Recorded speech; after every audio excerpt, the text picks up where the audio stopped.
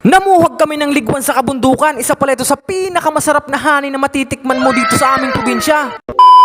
Maaga kaming naglakad papunta sa kabundukan para maghanap ng ligwan. Isa pala itong uri ng honeybee na mas matamis pa kaysa sa putsukan. Kailangan pa naming umakyat ng kabundukan para maghanap lang nito at dumaan sa damuhan at mabatong daanan. Dito pala kami magsisimulang maghanap sa may malalaking bato at malalaking ugat ng kahoy. Maya-maya pa ay nakakita na ang mga tropa natin ng ligwan dito sa pagitan ng malaking bato at ugat ng kahoy. Kaya agad namin itong tinignan at ito ang tumambad sa amin. Yan mga tropa, nandyan sa loob. Kaya sa puntong ito, naghanda na ang mga tropa natin. Sinimula na nga ito ni Kanong pausukan gamit lamang ay sigarilyo para mabulabog ang mga bubuyog at magsilabasan ito. Eto na, ipinasok na ni Kanong ang kanyang kamay sa butas para kunin na ang mga bahay nito. Kailangan tropa dahan-dahan lang ang pagguha sa bahay ng mga bubuyog para maiwasan itong sumayad sa lupa at madumihan ito at para maiwasan ding matusok ng mga bubuyog. Ligwan pala ang tawag namin dito sa aming lugar. Sa inyo ba? Anong tawag dito? Mag-comment na lang kayo sa ating comment section kung ano sa inyo ito. Yahala! Dito ay patuloy lang ni Kanong pinagkukuha ang mga bahay ng ligwan. Napakadami pa kasi sa loob nito. Maya-maya pa ay naubos na ito. Kaya kaagad namin itong inilagay sa dala naming balde. Kakaunti lang pala yung nakuha namin dito. Kaya napagdesisyonan naming mga tropa na maghanap pa dito sa kabundukan para may maidagdag kami. Dito ay patuloy lang kami nag-iikot-ikot para makahanap pa. Maya-maya pa ay may nakita na si Dian. Kaya agad itong pinausukan ni Kanong para makuha ang mga bahay nito. Mas madali palang mamuhag ng ligwan kaysa putsukan. Hindi mo na to kailangang pausukan ng madami para lang maitaboy ang mga bubuyog. Hindi naman kasi mga agresibo ang ligwan kesa putsukan. Dito ay patuloy lang ni Kanong pinagkukuha ang mga bahay ng mga ligwan. Medyo madami pala yung nakuha namin dito. Kaya lang medyo matanda na ang mga ito. Kaya kakaunti na lang ang mga laman nito. Di bale, ang mahalaga ay may nahanap kami. Ngayong buwan kasi ay nagsisimula pa lang ang mga bubuyog gumawa ng honey. Kaya medyo madalang pa maghanap ng mga honeybee ngayon. Dito ay naubos na ni Kanong kuhain ng mga bahay ng mga bubuyog. Kaya pinagtatanggal na ni Dial ang may mga laman na bahagi nito. Bago nga kami umuwi ay tinikman ko muna ito. Grabe, napakatamis talaga nito mga tropa. Eto na, nagsimula na kaming maglakad pa uwi.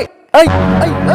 Napakadulas na ng daan mga tropa. Inabot kasi kami ng Agua de Mayo. Pati nga sa Muris ay nadulas na din. Kaya sa puntong ito ay nagpaan na lang kami. Mas mahirap maglakad pagpababa, lalo na't madulas ang daan. Buti na lang makapal ang kubal ng paa namin. Dito nga ay may nakita kaming bahay sa gitna ng kagubatan. Magandang manirahan dito, malayo sa ingay ng kapitbahay nyo. Pagdating ng bahay ay agad ko itong inilagay sa puting tela para pigain. Eto lang pala yung nakuha namin. Hindi na kasi kami nagpatuloy maghanap. Inabot na kasi kami ng malakas na ulan. Pero okay lang yan. May kasabihan kasi ang matatanda na kailangan mong mabasa ng ulan kapag may Juan o Agua de Mayo. Yahala! Tapos ko na nga itong salain at isinaling ko na sa garapon mga tropa.